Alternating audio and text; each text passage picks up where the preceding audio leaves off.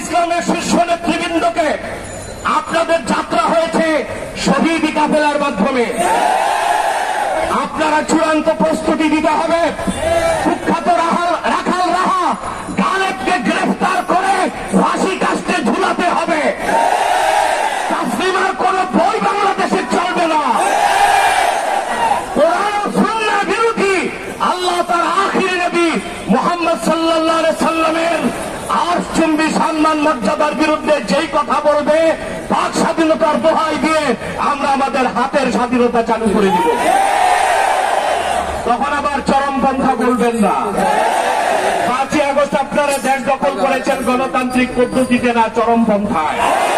মুসলমানও চরমপন্থায় নামতে বাধ্য হবে। আমাদের কলিজায় রক্তের খরণ হচ্ছে। রাখাল রাহা আর কুখ্যাত সোহেল গালেবের খুঁটির জোর কোথায় জানতে চায়। এবার আমি বলছি একটি কথা, সকল মাযহাবের ইমামগণ একমত। قد انعقد الإجماع على أن من سب الله ورسوله صلى الله عليه وسلم يكفر ويقتل ولا تقبل توبة। নবী মুহাম্মদ সাল্লাল্লাহু আলাইহি সাল্লামের আরশচুম্বী সম্মান মর্যাদার বিরুদ্ধে যদি কেউ বক্তব্য দেয়, সে কাফের বলে ঘোষিত হবে। আর তার একমাত্র শাস্তি মৃত্যুদণ্ড, তার তওবা গ্রহণ করা হবে। যদি ডাক দেয় আবার বাংলাদেশে আরেকটি বিপ্লবের ডাক যদি আসে, কারা কারা প্রস্তুত আছে?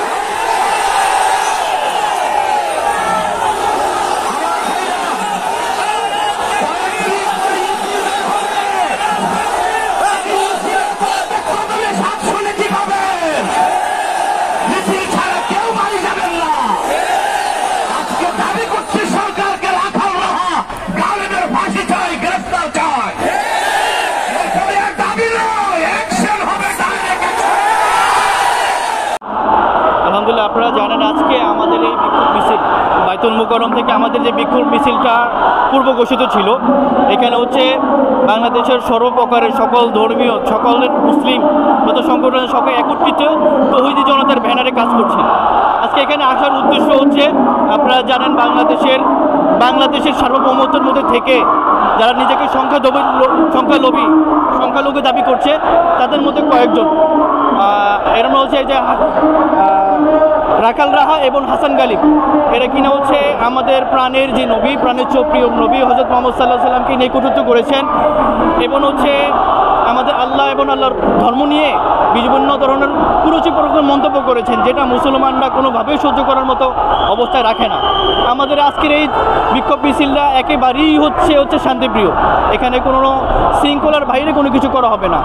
প্রত্যেকটা আসার উদ্দেশ্য হচ্ছে, এই মুহূর্তে যারা হচ্ছে বাংলাদেশ প্রধান আছেন, যারা বাংলাদেশকে পরিচালনা করছেন, তাদের দৃষ্টিতে আমরা আকর্ষণ করছি, যারা হচ্ছে এই ধরনের কুরুচিপূর্ণ মন্তব্য করে, এটা ভিন্ন ধর্মকে নিয়ে, ভিন্ন একটা জাতিকে নিয়ে হচ্ছে উত্তাল সৃষ্টি করতে চাচ্ছে, তাদের মন্তব্য দিয়ে তাদেরকে শুধু আমরা এতটুকু বুঝতে চাচ্ছি, তারা যেন আইনের আওতায়, বাংলাদেশের যে আইন আছে আইনের মাধ্যমে থেকে বিচারের আওতাধীন চলে আসে। আমরা তাদের সর্বোচ্চ প্রকারের বিচার দাবি করছি। যদি এই ধরনের শাস্তি, এই ধরনের মানুষগুলোর যদি শাস্তির কোনো বিচার না থাকে, আইন না থাকে, আপনারা অবিলম্বে আইন তৈরি করুন এবং এদের শাস্তির ব্যবস্থা করেন। যদি আপনারা তা না করতে ব্যর্থ হন, তাহলে বাংলাদেশের তৌহিদি জনতা ইনশাআল্লাহ এদের ব্যবস্থা নিয়ে নেবেন।